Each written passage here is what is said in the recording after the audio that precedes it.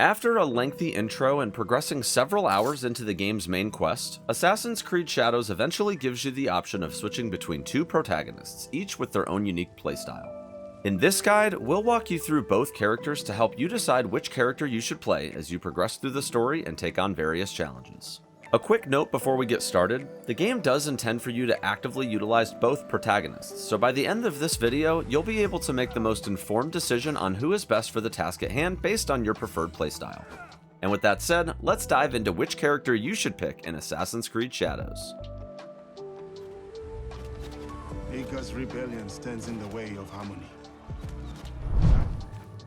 Driven by vengeance, Naoe is the character who wields the iconic hidden blade we know and love in Assassin's Creed, and as such, her kit naturally focuses on agility, stealth, reconnaissance, and silently dispatching enemies, while having a versatile arsenal of other weapons and tools to take on most situations.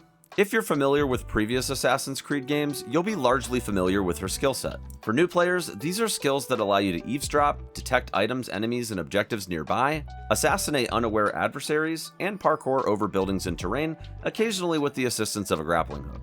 Beyond her assassin-unique skills and equipment, Naoe is proficient with 3 different weapons: the katana, the kusarigama, and the tanto. Each weapon is suited for specific combat situations, with some overlap to allow you the flexibility to choose what you prefer instead of forcing you to rebuild your character between bouts. The katana is a straightforward weapon that can be built to provide a seamless balance between offense and defense. Offensive abilities can apply vulnerability and break enemy armor, and the defensive masteries enable parrying of otherwise unblockable attacks. Overall, the katana performs well when taking on 1 or 2 enemies at a time, but is still an acceptable choice for just about every other kind of combat.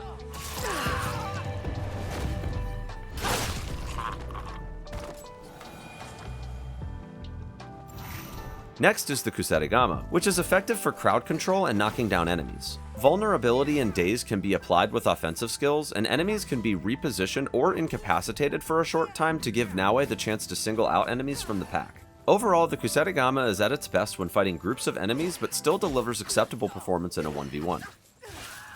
The final weapon choice for Naoe is the tanto, which focuses on evasion and rapid strikes to quickly dispatch a single target. Skills can be developed to apply vulnerability, exploit weak points, pierce armor, and even assassinate targets instantly while in combat. This weapon dominates in 1v1 situations, and when combined with the hidden blade for double assassinations, provides excellent pre-combat target elimination to reach its max potential as quickly as possible.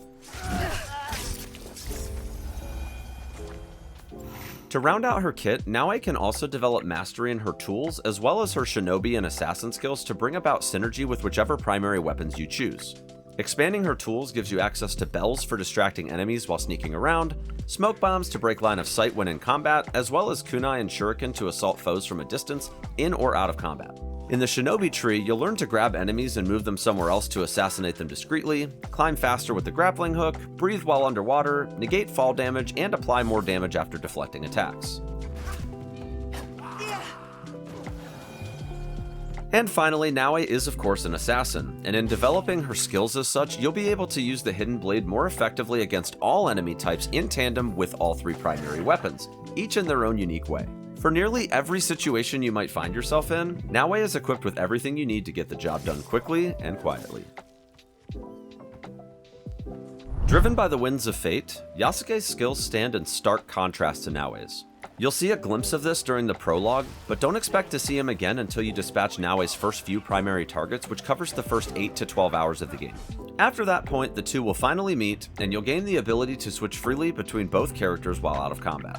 And once you do unlock him, it won't be long before you realize that Yasuke is an absolute Giga Chad. His starting primary weapon is a long katana, not to be confused with Naoe's katana. They are in fact 2 different weapon types, and he doesn't waste any time decimating foes with it.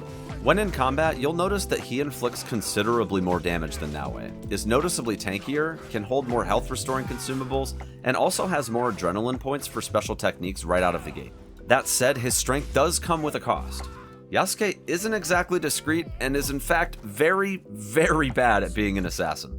He doesn't have access to any tools other than his handy dandy whistle to lure enemies in, and you'll find his parkour skills to be a bit undesirable when exploring and traversing rough terrain.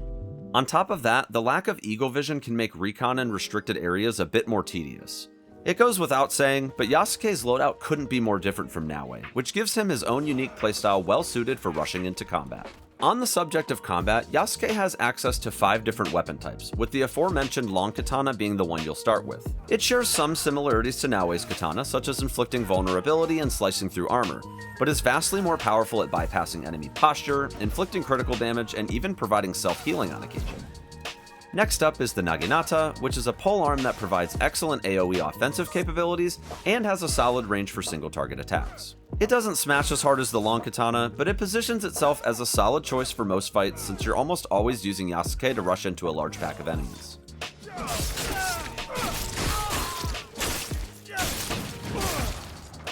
To wrap up melee weapons, the Kanabo is the ultimate smashing machine. Naturally, the caveat is the slow attack speed, but fortunately it can be built to gain momentum and attack faster with successive strikes. This weapon is high risk, high reward, but when used properly delivers exceptional AoE and knockback in addition to single target damage.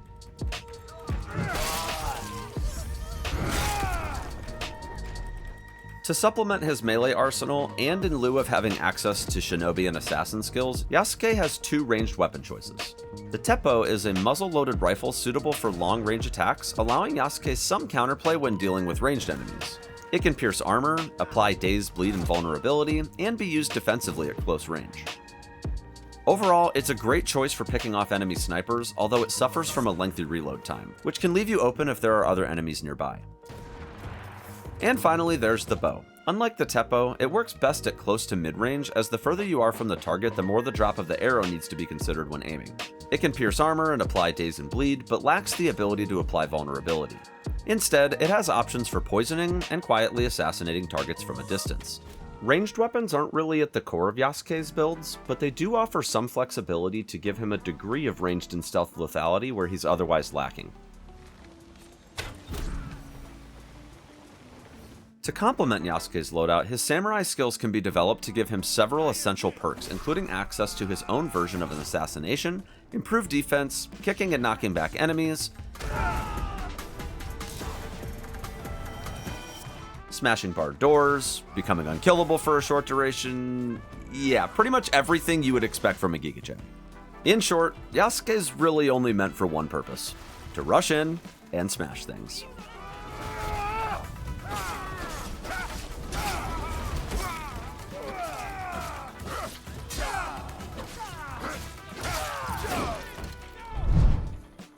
And there you have it. So, the next time you come across a restricted area filled to the brim with loot and supplies for your hideout, which character will you choose? Let us know in the comments below, and for everything else, stick with IGN.